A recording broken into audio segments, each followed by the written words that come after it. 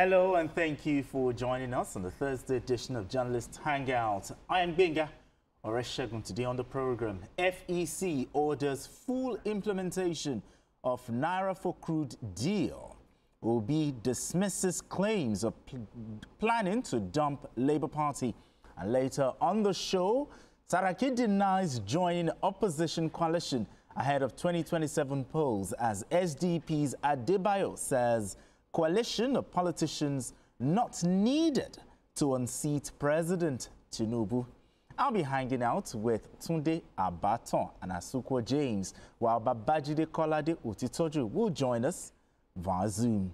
Journalist Hangout starts right now.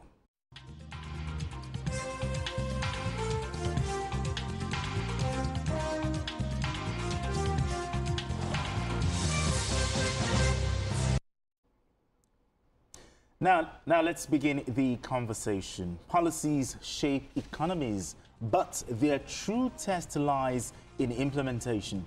After weeks of uncertainty, the Federal Executive Council has ordered the full implementation of the Naira-For-Crude agreement, an ambitious policy involving the federal government, the NNPCL, and Dangote Petroleum Refinery. Now, initially suspended after its first phase ended on the 31st of March, the halt in the deal had triggered a spike in pump prices and unrest among petroleum marketers. Now, the Ministry of Finance has clarified that the policy is not a temporary fix, but a long-term strategy aimed at reducing Nigeria's dependency on foreign exchange for petrol. With the FEC's directive, the policy is now expected to go full steam ahead. All right, I'll start with you today, Baton. First of all, what do you make of the federal government's position on the Naira-For-Crude deal that it should take effect immediately? I mean, what's your take on this development? When the policy, first of all, was initiated 6 months ago, yes, a lot of Nigerians hit the sign of release there. Really, the government is out to do certain fundamental things towards making sure that the price of pump price of petrol is at a particular level. When you pay in Naira to buy the crude, definitely you have to reduce the price. The price has to be avoidable. There's no more excuse of scarcity of foreign exchange. But one would have expected that before the March 31 end of the policy, yes, the federal government, the Federal Executive Council should have met and announced so that Nigerians will not have to go to what I've done. Because in the last few days, people have been complaining that does it mean that the government is not serious about actually selling for crude? Because I think one NNPC official came out to say that because Dangote Refinery has been buying crude for Naira and it has been selling the crude outside the country for dollar, and that dollar is not reflected in the foreign exchange reserve of the country. That is, if they are selling for you in Naira, you should return back the foreign dollar, the bound to the economy, and that will to a great extent help the economy. I don't know how far this policy, this formal announcement by the Federal Executive Council will go, but the fact remains that for the very first time we are having a policy that is not a flip-flop, that is not a temporary policy, but a long-term policy aimed at once and for all to address the uncertainties concerning the price of crude oil in the country. I think the government should also go ahead to ensure that all other new refineries in the country are beneficiaries. Yeah, because we just hear Dangote. How about other refineries in the country, other upcoming refineries in the country too, because it is not about Dangote alone. Exactly. Dangote has 650,000 barrel capacity. Exactly. But other smaller refineries should also have the opportunity to benefit from this thing, so that at the end of the day, the competition will have been seen to be clear, and that the people have a choice of buying petrol at any particular point in time. Instead of going to NNPC, you can go to Dangote, you can go to many others. Absolutely. So that is the real deregulation that Nigerians are talking about the economy. All right, then. Asukwo James, your thoughts on this? No, I know when March actually came, people were thinking, are we going to go back to 1,000 Naira to start buying petrol at 1,000, and because the government they were just mute about it. They were not saying anything. And it took like almost 2 weeks or 3 for them to finally decide, you know, after March, that okay, it has to go full swing. But they were saying that they didn't even stop it. But if they didn't stop it, okay, or if it was not suspended, just like they said, at least there should have been like a statement saying before, that is before March, you know, to say, oh, we've not suspended this thing, the crude for the Naira-For-Crude is still. But the old contract they said was supposed to be just for 6 months. Because that was the grace period. And there will be a renegotiation. Yeah, exactly. So what they should have done was, before that March, they should have started these talks. Okay. So that by the time is April 1st, will continue. Exactly. You know. But it's a good thing that, you know, they decided to say, okay, this is not, there's no more grace period of saying 6 months, 1 year, or whatever. It's now, the policy. You know, it's now a full-time policy, whereby Dangote will not need to start looking for dollar in Nigeria for him to go outside and buy crude oil. Okay, it won't. Because if not, it will put pressure on our forex. Yes, you know, we are trying to, you know, build up the foreign exchange reserves, and if we begin to push it out because we want to buy petrol and crude oil, you know, for Dangote, we are going to have a very serious issue. All right about now we have BKO joining us via Sky. BKO, it's so good to have you join us on Journalist Hangout. So BKO, talking about this Naira-For-Crude. Thank you. The old contract, you know, which started the Naira-For-Crude, was meant to last for 6 months. Now the question is, has the contract been re-signed or a new contract has been put out? I mean, where are we with the statement from the federal government? So what they told us now is that this policy has come to stay. Originally, it was meant to last 6 months in the first instance, and Dangote refinery was used for what we can call the pilot scheme. And at that time, we were still working on some of the refineries. You know, they hope that more and more of our publicly owned refineries will come on stream. Now, before the end of March, the Naira-For-Crude thing literally collapsed. If anyone says that they did not stop it, they did not sustain it up to the end of March.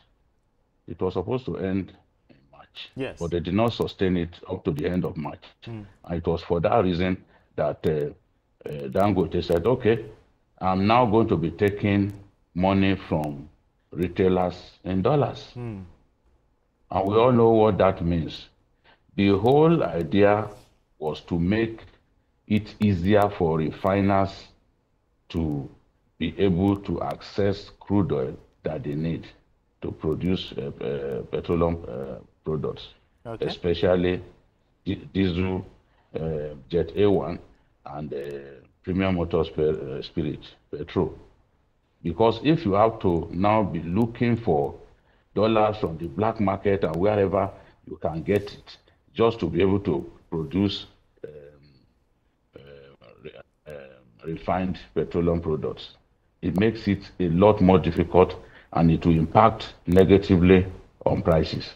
So, and then of course, because of the volatility in the foreign exchange market, you never can tell how much you are going to buy the dollar today or how much you are going to buy it tomorrow.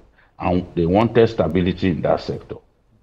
Stability in terms of availability of products.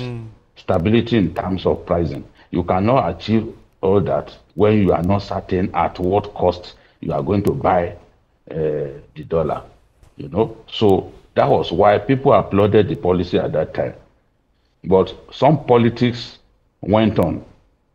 We don't have enough time to talk about the politics that went on, and this thing was stopped at some point before the terminal date. Exactly. And that was what pushed Dangote, who is the major beneficiary of the policy, to say, okay, I want to go back to collecting money from you people in dollars. Before now, Dangote was collecting dollars from retailers who are buying diesel and other products from him. But with the coming on stream of the Naira-For-Crude, it made it a lot easier. It helped to keep the prices stable, you know, and it helped to achieve the government's aim. The government's aim is to ramp up refining. Right now, they are even thinking of putting our refining capacity at about 200,000 per day.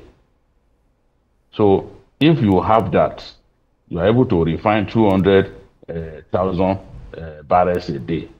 That's significant. Very, very significant. That means that within our country, we are able to do a lot more in terms of refining, and we'll be able to push some of it abroad. In response to the fact that the talks broke down, Dangote already received about 3 million barrels of crude oil from the U.S. And he started also talking to Algeria and Angola with the desire to import crude oil from them. What that means is, in addition to rising cost of refining, because everything is denominated in dollars, the price will continue to go up because it's bringing in the crude oil from outside our country. And with the 650,000 barrel capacity, it means that it needs so much crude to keep the refinery going. This is not a refinery where if you have 200,000 barrels, you want to go and start producing. No. You must have that capacity. So it needs to bring in at least 450,000 barrels. Yes, it needs to bring in 450,000 barrels on a given day so that it can keep that refinery at optimum level. You know, so this is the situation. I'm happy now that they've said, okay, we are going to continue, this thing is going to continue. It's a national policy, and it's in the national, it's the public interest. Therefore, we want to continue. Yes, we've had implementation challenges, but we are going to address that. Whatever the challenges are, what Nigerians are after is keeping petroleum prices lower, keeping the prices stable. As we speak now, with crude oil prices coming to as low as $59 per barrel, $59, $60. And the WTI from Texas coming to about $57 per barrel. There is no reason for Nigerians to be buying even at the price that they are buying. Dangote has come down again to about $860. It will ultimately have to go lower. Of course, the country will not earn enough, and it is a threat to our economy because the bulk, about 90% of our earnings are coming, foreign exchange earnings come through crude oil sales. So we are not going to be able to earn more. But the ordinary Nigerian will be able to buy petrol at lower prices, just similar to what happened during the recession. We were not earning so much, but there was no need to subsidize imported petrol because the prices had gone down. So this is where we are. I pray that they continue to let's have continuation of policy rather than policy flip-flops and uncertainty. Yes, talking about the impact, you talked about the price of crude oil coming to as low as $60, $57.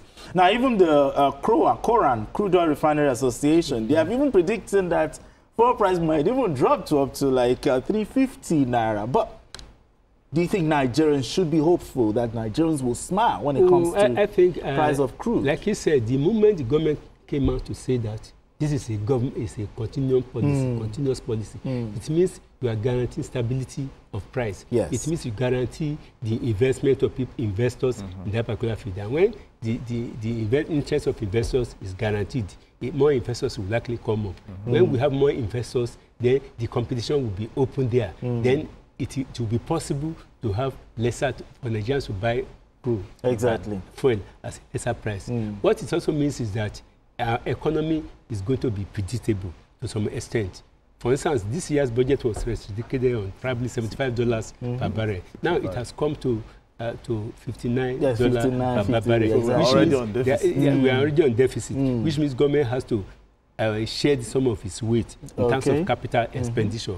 If the government can share this weight, the overall beneficiaries will be Nigerians who will be able to afford to buy fuel, and then a consequent multiplier effect on the economy, farmers, transporters, and every other allied product. So I think it is good that the government has come out with this. All right, we have Humphrey calling from Lagos. Humphrey, thank you so much for joining us on the show.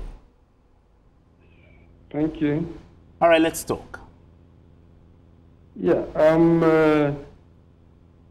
happy to see that the issue of fuel matter in this country is being discussed.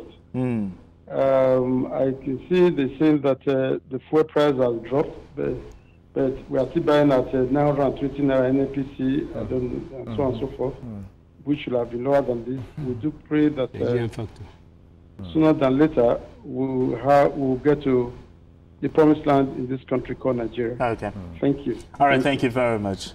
Thank you very much. All right, we need to move on to our next topic, because I heard that there are some groups who say they don't want this Naira-For-Crude, like that man, you know, saying that they want it stopped. But our time is fast, but we need to move straight to.